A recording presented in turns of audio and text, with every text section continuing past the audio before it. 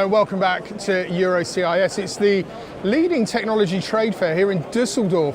37 different countries are being represented by demonstrators and attendees this week. Up next, we're talking about AI, artificial intelligence. For a long while, it's talked about as the sexy technology, isn't it?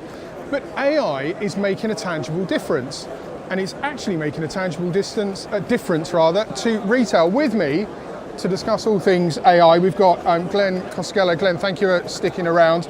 And joining us, Ivalio Pechkichin. Have I pronounced that correctly? Almost. Yeah, thank you. It's embarrassing, us Brits can't speak foreign languages, we can't pronounce foreign names, apologies. Let's get straight into it. Retailers, the goal is driving sales, if you strip everything back and simplify it. We know AI can be applied in different ways, but what are some of the implementations that are helping to drive sales? First of all, AI is such a phenomenal topic and broad that you can actually, because you can apply it in anything that you want to optimize. So basically, when you need to know what you need to know, and you need to do that in scale. So I need to maybe introduce this a little bit. So let's start with a book.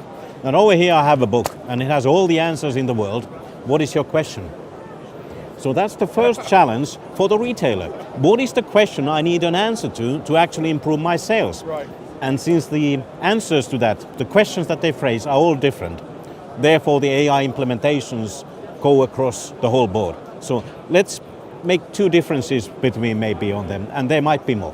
One is that you have lots and lots of data. You do correlations between that data. It could be in your logistics. It could be at the time when you do price setting for a to-be launched product. It could be something that looks into how much goods do you keep in your stock, and AI plays a role over there. And that's definitely something that we look over here even ourselves with analyzing customer behavior in the store, so that the retailers understand the journeys that the customers have in their shop, and then they can adapt the model, make it a enhanced engagement during that journey, anticipate the needs of the consumers and serve them better. That's one area. The other area is where you need to know something from a contextual situation. It could be something that is a scanning an item. So can you do that visually? Can I make a visual search? Can I use a chatbot to respond to me in an efficient way? Or it could be some product recommendation that I might get based on something that I already carry, have purchased before, or it could be something that removes the risks of self-checkout. So it goes across. So the retailers really, they need to start by looking into that book, not opening the pages, but phrasing the question, what drives my sales? So what is there? What kind of a sales drives the next sale? What kind of a product drives the sale of another product? What kind of a leading customer drives loyalty? What kind of a customer brings in other type of customers? What kind of a behavior in the store actually accelerates the sale in the store? It starts from the question, and that is really different from everybody. So we see both scales, big analytical correlations and transactional. It's a really interesting point. Chatbots we see a lot of, and just listening to you, I'm sure that a lot of chatbots are just being created because their nearest and dearest rival had a chatbot. We need to go and emulate what they've done. They're not necessarily looking for the right question. No, I mean, again, you need to look into what is the context where you apply that. So chatbot is easy to understand at online commerce. Yep. So there's in the corner of the screen, there's someone, do you want to talk to me? And that's typically a robot. And it picks up the early questions until it gets too complicated and it's being transferred to a human person to continue. But you can scale. And the scale is not only in terms of your resources of labor, it is in terms of your opening hours. So you can have someone to serve you at the time that nobody serves you at all today. So it is an additional benefit for the consumer then as well. But the contextual element is critical. So over here, a good example is a smart fitting room. The AI implemented in that context actually drives sales in a very clear manner. We're talking a lot about driving sales and adding revenue. What about preventing loss, Evalio? Can AI help prevent loss for us? Yeah, AI can definitely help preventing loss. Right now we are working on a technology that actually deals with a specific fraud happening in big retail stores. So this fraud costs over €1 million to big retailers in Europe. And it's basically you're using a barcode and that you stick on a more expensive product. And for example, you get a barcode at fruits and vegetables, and you weigh the product that you want to bring the price down, and you stick the barcode to it. And basically when you go to self-checkout zones, you can scan your products with the wrong barcode and get a very cheap product for the price. Typically it happens with alcohol, where people stick bananas barcode to an expensive champagne bottle, and when they pass to the checkout, they scan the bananas.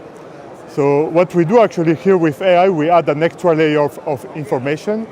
Currently we are only using the barcode and the weight of the product, but with AI we can add the images looking directly at the scanned product. Wow. And using these images and artificial intelligence, more specifically computer vision, we can make sure that the product scanned and the image we get are matching. So that if you're scanning bananas and we see a bottle, there is something wrong going on.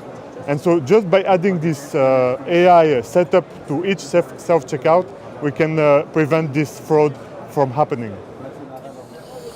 I hope you're picking up the audio. It's really busy right now here within the exhibition hall.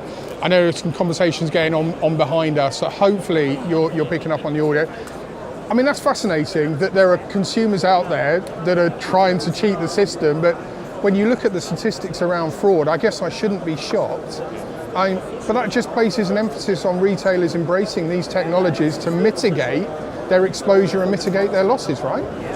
Yes, definitely. It's like we're using looking at all the losses and where the return on investment is the most valuable compared to the cost of the solution.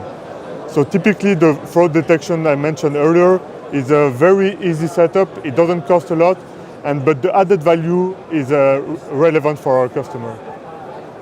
Then we're talking a lot today about technology on the shop floor for good reason, but can those technologies be applied in the online world as well? Yeah, I mean, again, the AI is a good example of where definitely you can apply it in both. It starts from the question of how to create a retail model where both of those two channels are complementary to each. Now that phrase is again this book. You need to have the right type of questions. You already know that actually there's a lot of common. You have the same customers, you have the same products, you have the same brand, you probably have the same level of pricing. You are about to make all the services equally available from both. So it could be online purchase with a home delivery, or it could be an online purchase with click and collect from the store, or it could be an online purchase within the store, requesting it to be dispatched to home because I don't want to carry it. So all that is going to be meshed into one.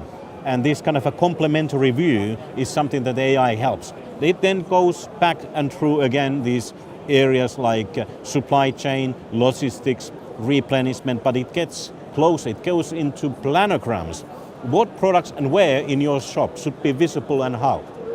So that drives actually the sales, not only in something that you are interested in buying here and now in the shop, but you decide to buy over the weekend from our online shop as well, because there's a complementary product there available for you. And in the shop, we leave you some ideas of that, so it is at the back of your mind when you walk out of the shop, because you've seen that recommendation engine promoting it in a screen next to you, but actually that is a teaser for you to buy it from online. If you've got any questions about this, because there are some lovely points that have been raised, do drop us a note. We will connect you with both Evalio and Glenn. There's still plenty more to come from Euro CIS today. We've got, 2, maybe 3 more interviews to bring you. Technology is having a fundamental and positive impact on the retail landscape. There is a lot to be excited about. Although the press, they're doing their best to create a bit of doom and gloom, but if you listen to the experts, there's a lot of positive stuff happening and a lot of reason to be excited. Plenty more to come from Euro CIS.